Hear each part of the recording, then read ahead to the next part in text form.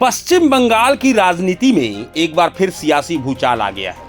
मुख्यमंत्री और तृणमूल कांग्रेस की अध्यक्ष ममता बनर्जी ने ईडी की छापेमारी को लेकर बीजेपी पर बड़ा और तीखा हमला बोला। ममता बनर्जी ने कहा कि ये छापे पूरी तरह से राजनीतिक मकसद से प्रेरित है। उनका आरोप है कि ईडी ने जानबूझकर तृणमूल कांग्रेस से जुड़ा अहम डेटा जब्त किया है।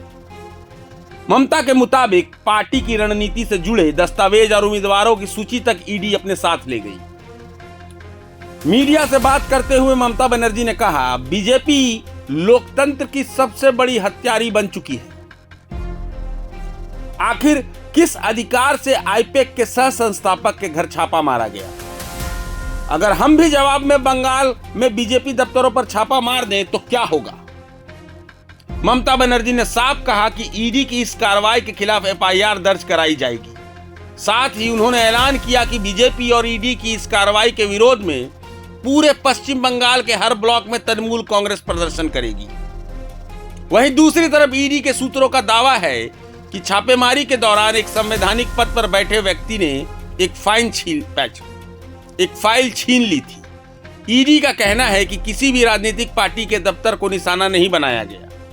एजेंसी के मुताबिक ये छापेमारी कोयला तस्करी घोटाले से जुड़े एक मामले की जांच के सिलसिले में किए गए थे। छापेमारी के दौरान ममता बनर्जी खुद कोलकाता के लॉरेन स्ट्रीट स्थित आईपैक के सह संस्थापक के आवास पहुंची।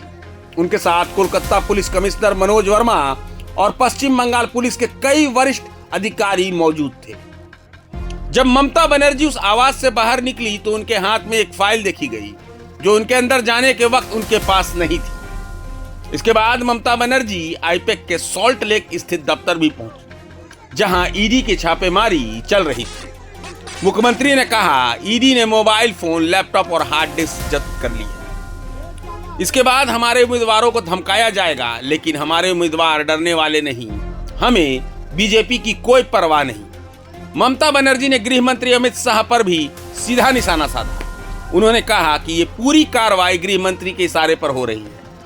ममता ने अमित शाह को नॉटी और नेस्टी होम मिनिस्टर तक कह डाला और प्रधानमंत्री से अपील की कि वह अपने गृह मंत्री को कंट्रोल करे।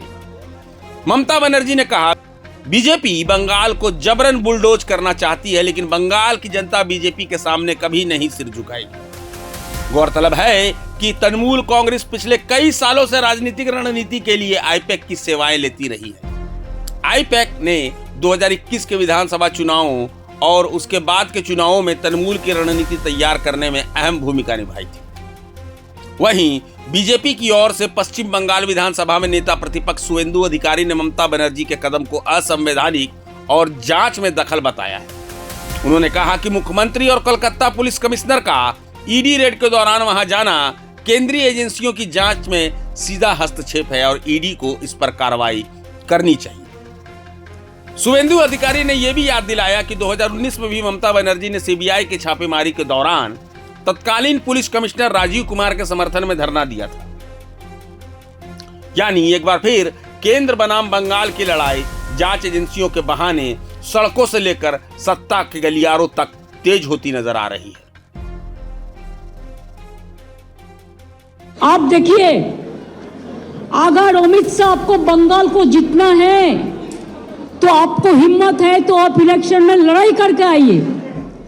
आप क्यों हमारा पार्टी आईटी सेक्टर को रेड करके पूरा पेपर ले लिया? आप क्यों हमारा बंगाल में एक जो क्रेडिबिलिटी नहीं है जो ऐप का, उसको देके आप एक बीजेपी वर्कर को इलेक्शन कमीशन ऑफिस में बैठा के 54 लाख नाम को डिलीट कर दिया, फॉर्म 7 फिलअप करने नहीं दिया, फॉर्म 8 भी फिलअप करने नहीं दिया। ईआरओ को नाम मिसयूज किया है, जिसमें एसोसिएशन लेटर भी लिख के प्रोटेस्ट किया है।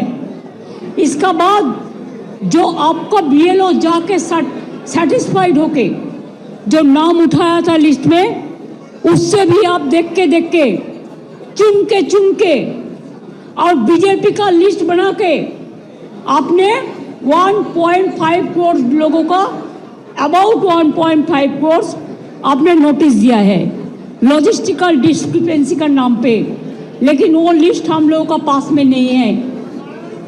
इलेक्शन कमीशन जो कर रहा है वो बीजेपी का इशारा में पूरा व्हाट्सएप में काम कर रहा है। There is no written direction. उन्होंने 20 बार उसको डिसीजन चेंज किया है। बिहार में भी एसआईआर में जो सिस्टम रखा गया था बंगाल में वो नहीं मानता है। हमारा होम डिपार्टमेंट का कागज नहीं मानता है, डिस्ट्रिक्ट अथॉरिटी का कागज नहीं मानते हैं, यारों को कागज नहीं मानता है। कहते हैं जो बीजेपी करते हैं खाली उसका नाम बोर्ड में उठेगा और किसी को नाम में नहीं उठेगा। अभी तक आज तक more than 72% already been died, either committed suicide or trauma they died, and 91% along with 72 are seriously hospitalized. Some people went to committed suicide. Some people after coming from the hearing, they are seriously ill, heart attack, brain stroke. Who is responsible for this death? BJP is a killer's party. They are the great killer of democracy. An IT office, IPAC office. How can they do it like this? If I read their party, their IT office, will it be all right?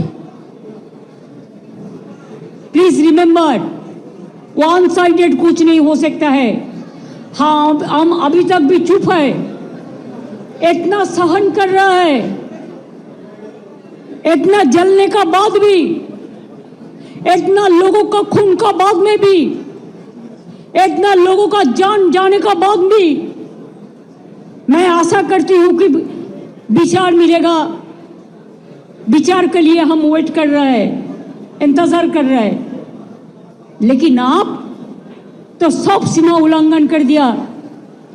हमारा IT office में आके आप सब laptop से सब निकाल के लिया, हमारा डेटा, हमारा एसआईआर का डेटा, हमारा पार्टी का पॉलिसी का डेटा, हमारा कैंडिडेट का लिस्ट, हमारा बूथ प्रेसिडेंट का लिस्ट, हमारा आने वाला स्ट्रेटेजी आप प्रतीक का घर में भी जाके किया है, अब हमारा आईपैक ऑफिस में आके भी किया है। It is not that they are privately operating, they are very much authorised by the all India Trinamool Congress. BJP का माफी का हम बेनामी नहीं करते हैं, ये हम हमारा नाम पे काम करता है एग्रीमेंट का मुताबिक। I think it is a insult to all the IT sector, because all the IT sector they are working for somewhere, for someone, so they can attack any IT sector anytime. They can collect all the data from any IT sector. Is it not a crime? Is it not a murder of the freedom, murder of democracy, murder of the right to work? हम अभी इसी में इधर से जो काम है हम कर देंगे, लेकिन जब तक पूरा इसको हम सेटल नहीं करते हैं कि हमारा पेपर ऊपर कुछ नहीं है, इसको हमको सेटल करना है, इसी के लिए हम इधर में इंतज़ार करेंगे जब तक प्रतीक नहीं आएंगे और जब तक प्रतीक ऑफिस में आके सेटल नहीं करेंगे। प्रभातखबर.com, विश्वास वही, रफ्तार नहीं।